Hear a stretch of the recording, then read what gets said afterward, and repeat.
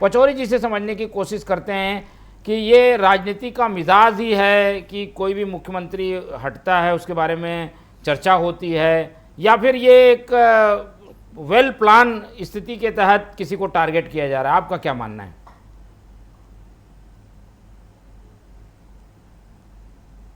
कि पहले तो कोई भी राजनेता जब जब चिंतित होता है, परेशान हो जाता है, जब उसकी चर्चा बंद हो जाती है या वो मीडिया में आना बंद हो जाता है या वो चर्चित नहीं हो पाता है, तो इसके पीछे एक रीजन है। दूसरा भी जो तीन अपने अपने डेवलपमेंट देखे होंगे कि एक पवन खेड़ा जी के साथ हुआ, जब उनको ज्यादा टारगेट किया गया तो फिर उनको एक राज्यसभा का टिकट मिला उनको।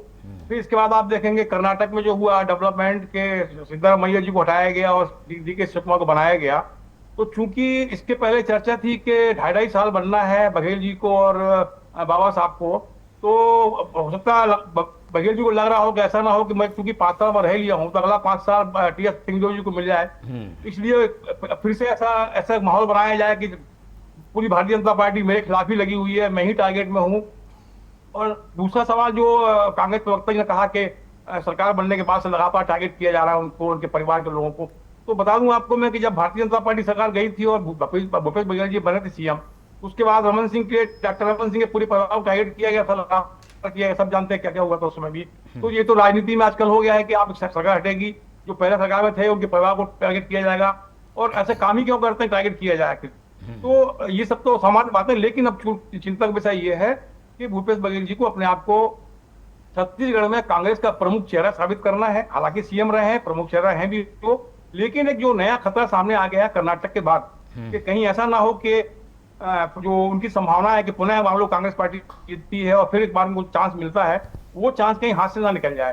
तो ये संदेश पहुंचाना है, ऊपर तक पहुंचाना है, हाईकमान तक पहुंचाना है कि छत्तीसगढ़ में एकमात्र मैं हूं और मेरे पीछे ही पूरी भारतीय जनता पार्टी ताकत से लगी हुई है और मैं ही इनसे निपट सकता हूं। ये किस तरह का माहौल बनाने का प्रयास है, और इससे ज्यादा मुझे कुछ दिखाई नहीं पड़ता इस बयान के पीछे। ठीक है, तो क्या इसका पॉलिटिकल कोई लाभ मिल रहा है क्या बघेल जी को? ऐसा लगता है क्या आपको?